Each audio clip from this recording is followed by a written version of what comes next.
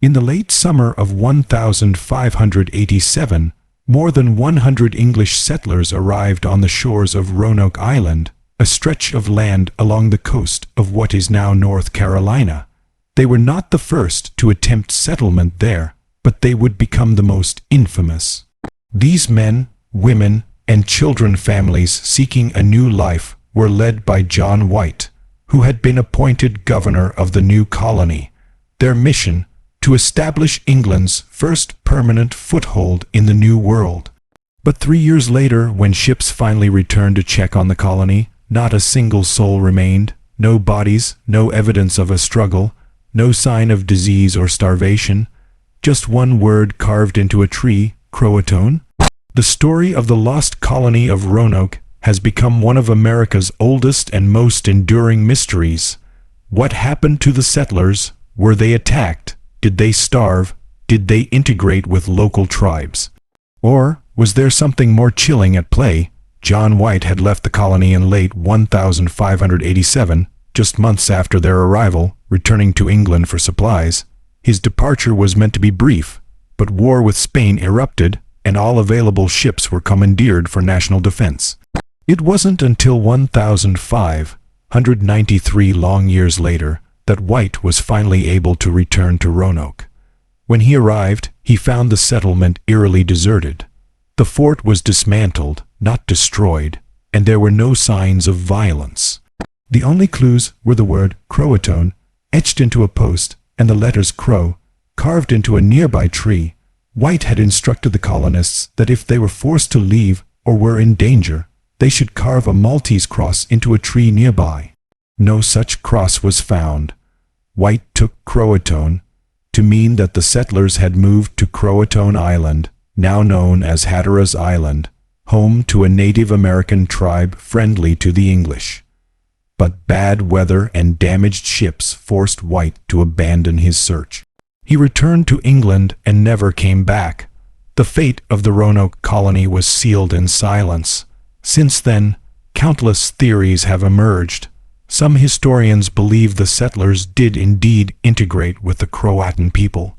Reports from later settlers hinted at tribes with English features and European-style houses. Others suggest the colonists may have moved inland and perished, but no solid evidence has ever been found. More chilling are the darker theories that something sinister happened on the island. Tales of curses, supernatural forces, and whispers of ancient entities haunting the woods have fueled local legends for centuries. Some even claim the colonists disappeared into another dimension, taken by unknown forces.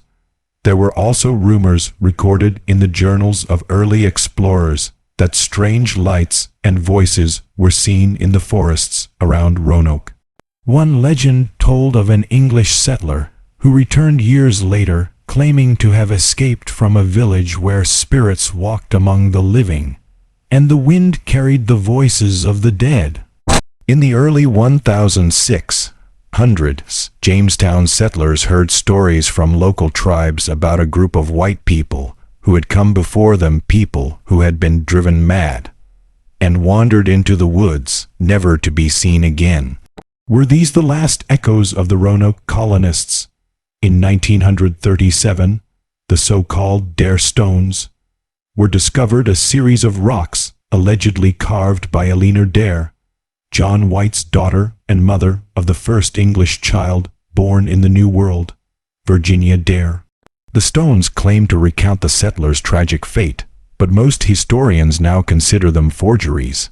In recent years, modern science has tried to solve the mystery.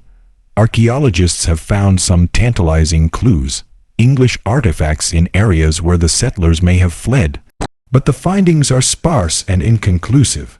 DNA studies have been proposed, but have yielded no definitive answers. And so, more than 400 years later, the lost colony remains lost, but the island has not forgotten. Visitors to Roanoke Island today tell of strange sensations of being watched, of whispering voices on the wind, of ghostly figures glimpsed between the trees.